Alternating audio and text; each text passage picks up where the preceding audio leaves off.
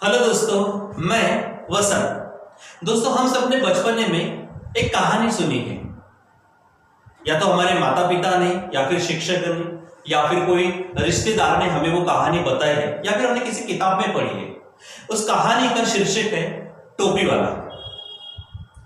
दोस्तों, उसी टोपी वाले की कहानी आज हम फिर से यहां पर डिस्कस कर लेंगे।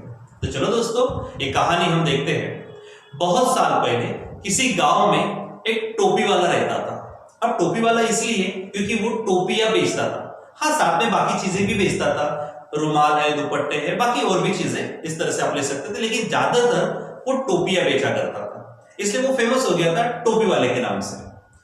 दोस्तों, उसका एकदम बहुत ही छोटा सा परिवार था, जिसमें उसकी पत्नी और एक बेटा था।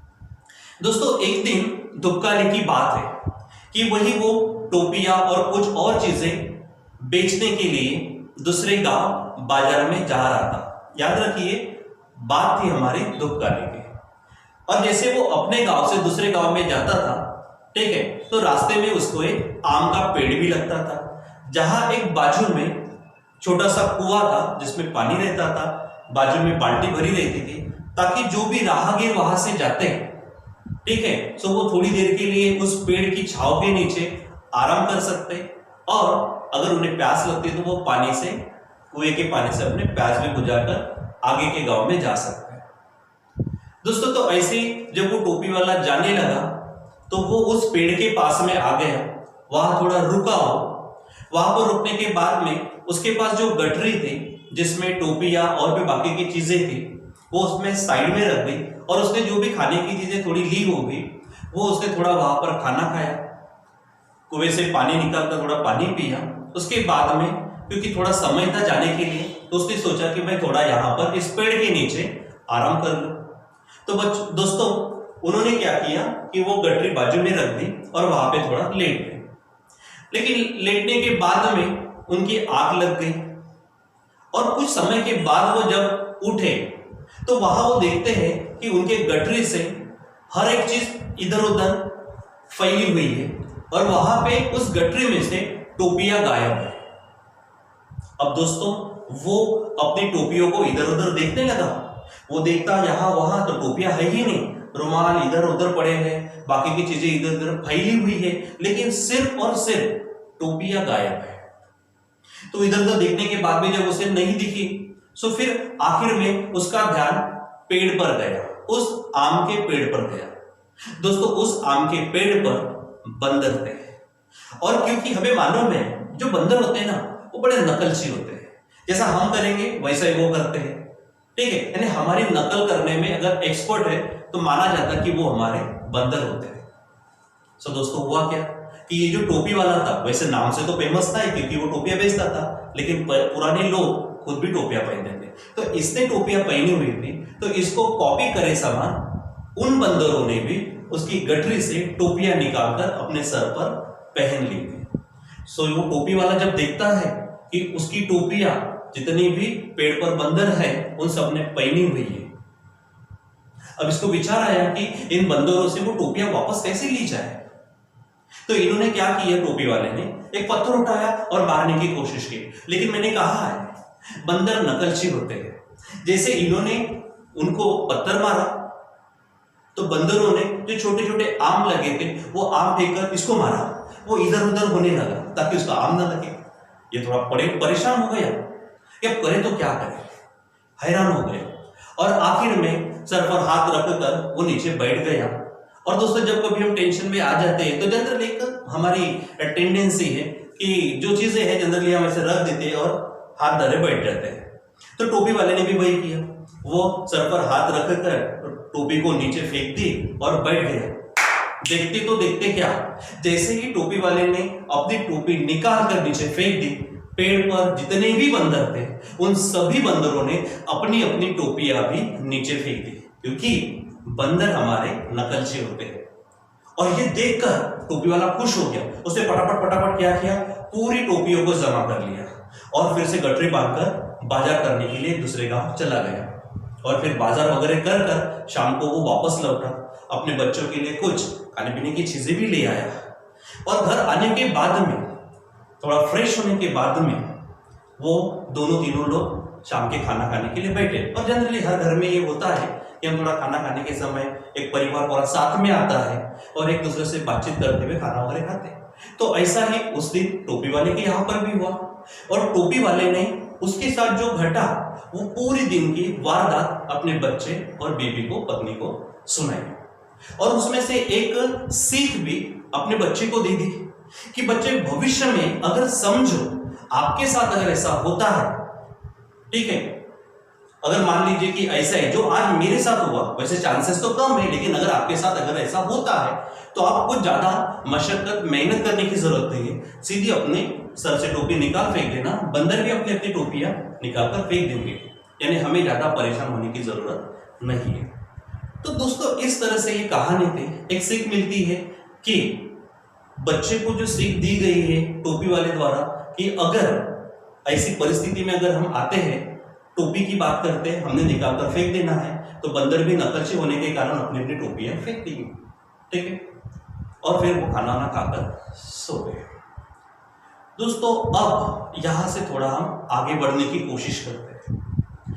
कुछ समय बाद, जैसे कि हमने ये पहले कहा, ये जो कहानी बहुत पहले की है, बहुत साल पहले की, तो उस तरह से ऐसा जरूरी नहीं है कि वो लड़का पढ़ लिख कर आगे कुछ बना होगा, नहीं, ऐसा कुछ नहीं हुआ। जो टोपी वाले का धंधा था, टोपी वाला बड़ा हो गया, वो थोड़ा बूढ़ा होने के कगार पर, तो लड़का भी बड़ा हो गया। अब टोपी वाले का जो धंधा था वो धंधा अब लड़के ने करना शुरू कर दिया, तो वही चीज है। और क्योंकि पेड़ था, आम का पेड़ था, अपने आप वहां से गायब नहीं होने वाला है, दूसरे रास्ते जाने के लिए वही गांव, दूसरे गांव जाने के लिए जो रास्ता है वो भी रहने वाला है, यानी हर चीज करीबन वैसे ही थी। और फिर एक दिन वही जो वारदात उस टोपी वाले के साथ हुई, वही घटना, वही वारदात उसके बच्चे के साथ भी, उसके लड़के के साथ भी हुआ। यूं कि फिर से वो दूसरे गांव जाने लगा, रास्ते में पेड़ लगा, पेड़ के पास वो रुक गया, खाना वाना खाया, कुएं में से पानी निकाल कर पानी पिया, थोड़ा आराम करने बैठ गया, आराम करते करते आग लग गई। कुछ देर के बाद में उठा, देखता तो उसकी जितनी भी चीजें थी अस्त व्यस्त फैली हुई थी, लेकिन टोपियां गायब थी। और टोपियां गायब थी, इसने इधर उधर देखा हर एक चीज, और ये बहुत साल बाद की बात है, इसलिए पूरी की पूरी घटना उसको याद नहीं आ रही थी, लेकिन उसके साथ वही हो रहा था, ठीक है, हर एक चीज थी, फैली हुई थी, लेकिन हर एक चीज वही पे, सिर्फ टोपियां गायब थी। और जब उसने इधर उधर देखने के बाद नहीं मिली, इसका भी ध्यान पेड़ पर गया जहां पर बंदर बैठे थे, उन्होंने भी टोपियां पहनी थी, इस लड़के ने जिस तरह से टोपी पहनी थी वैसे।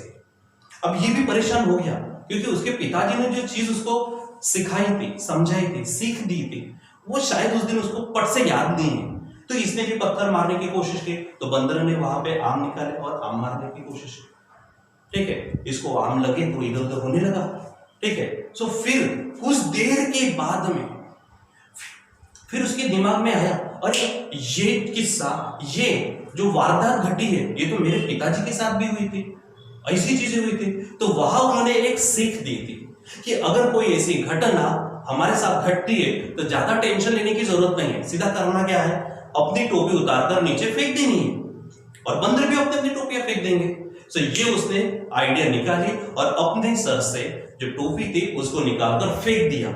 सो दोस्तों होना क्या चाहिए था कि बंदरों ने भी अपनी अपनी टोपियां नीचे फेंक देनी चाहिए थी, लेकिन दोस्तों ऐसा हुआ नहीं, उल्टा हुआ।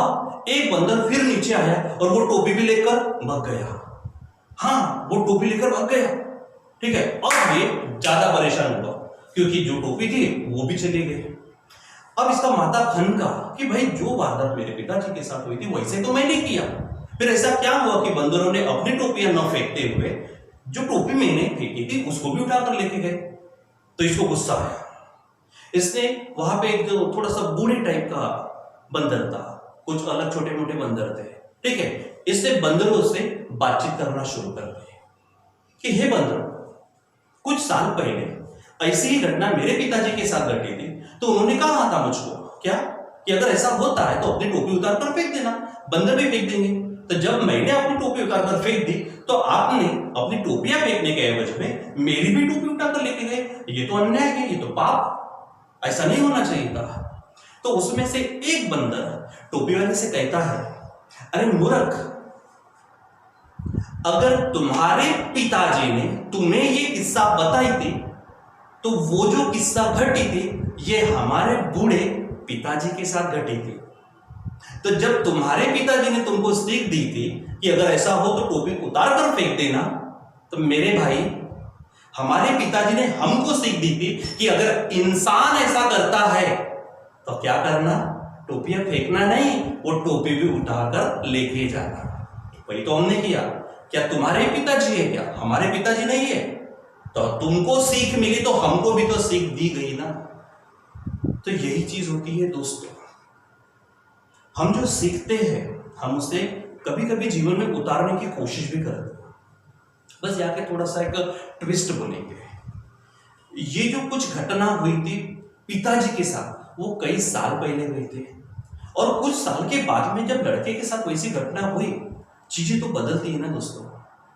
अगर आप वही चीजें लेकर बैठेंगे तो शायद आप प्रॉब्लम में आ सकेंगे।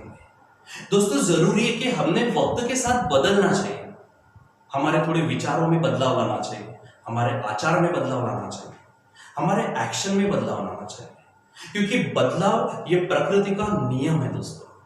और अगर प्रकृति चाहती है कि बदलाव हो तो बदलना चाहिए ना, बदलना चाहिए। अगर कोई चीज परेशान करने वाली हमारे साथ आज घटी है और उसमें से हमने मान लीजिए हल निकाल भी दिया, तो उस टाइप की चीज अगर भविष्य में होती है तो ये जरूरी नहीं है दोस्तों कि आज जो सॉल्यूशन आपको मिला है वही सॉल्यूशन उस समस्या का भी हो, ये जरूरी नहीं है। तो दोस्तों मैं आज इतना ही कहना चाहूंगा आपको कि हमने परिस्थिति के साथ में थोड़ा बदलना होता है, चाहे वो किसी भी चीज में, किसी भी रिस्पेक्ट में। We have to change ourselves, हमको बदलना होता है, क्योंकि कहा है प्रकृति का नियम है वो है बदलाव, और बदलाव जब तक हम लाते नहीं तब तक नहीं होगा। मराठी में कहा जाता दोस्तों, जुनो ते सोना। ओके, ये अच्छी बात है, लेकिन मैं कहूंगा न्यू इज टू चीव, यानी हमको नए को भी अपनाना पड़ेगा। अगर दुनिया मॉडर्नाइजेशन की तरफ जा रही है, हमको भी थोड़ा तो बदलना पड़ेगा, हमने भी थोड़ा मॉडर्न होना है। इसका ये मतलब नहीं कि हमने वो जुनो ते सोना, मतलब हमारे आचार विचार संस्कार पूरी तरह से छोड़ देना, ये हम नहीं कहेंगे, लेकिन थोड़ा बदलाव लाना पड़ेगा, थोड़ा बदलाव हमको लाना पड़ेगा। अगर टेक्नोलॉजी की बात होती है, थोड़ी टेक्नोलॉजी यूज करनी पड़ेगी। अगर मॉडर्न होने की बात होती है, थोड़ा मॉडर्न होने की जरूरत है हमको हर चीज में। अगर ये दोस्तों आप स्टूडेंट देख रहे हो ये वीडियो, सो आपकी जो पढ़ने की पहले की पद्धति होंगी जिसके कारण आप थोड़ा पीछे रह रहे होंगे, मतलब आपको थोड़ा चेंज करने की जरूरत है। हर किसी को जरूरत है, मुझे जरूरत है, आपको जरूरत है, पूरी सोसाइटी को जरूरत है कि हमने थोड़ा अपने हर एक चीज में परिस्थिति के साथ में, कुछ समय के साथ में बदलाव लाना चाहिए। तो दोस्तों यही कहानी थी हमारे टोपी वाले की, जो कुछ थोड़ा सा पार्ट उस समय में पड़ा। उसके आगे का थोड़ा सा पार्ट देखते हुए हम इतना ही कहेंगे, फिर से एक बार कहूंगा, जुनो ते सोना but new is to achieve. ये वीडियो देखने के लिए आप सभी का तहे दिल से धन्यवाद।